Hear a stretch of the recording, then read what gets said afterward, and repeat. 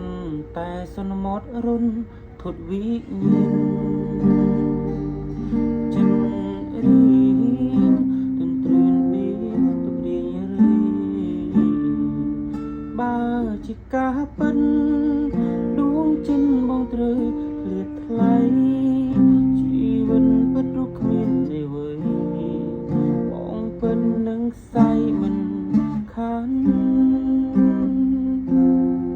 ព្រោះស្នេហ៍ភូមិផានច្រើនក៏ផារតីក្តីជូនថ្លៃគ្មានអ្វីហាមបានអរគុណវេលាបណ្ដាលឲ្យជួបកលយានពីមិនខិនទៅជួបប្រានឃ្លាតមួយជំហានក៏ភ័យមិនអាចខ្វះថ្លៃហារតីសូមសារភាពរៀមទូរស័ព្ទ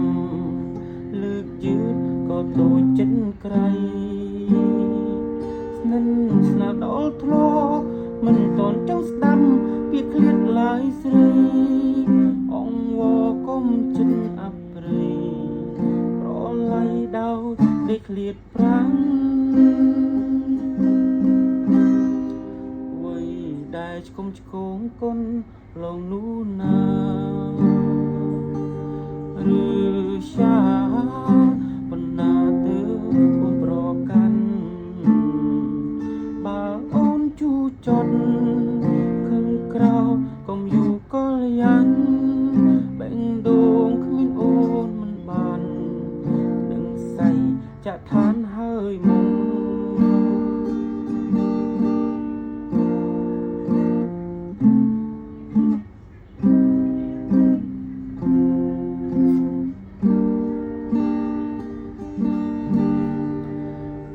អាចខ្វះថ្លៃ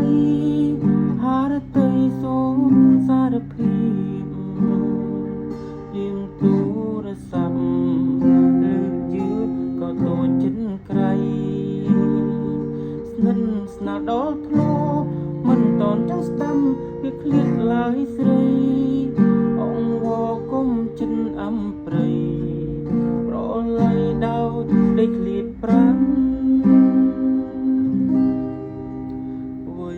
ដែលឆ្គុំឆ្គងគុណលងនោះណាឬសាបណ្ណាទៅអូនប្រកាន់បើអូនជូចត់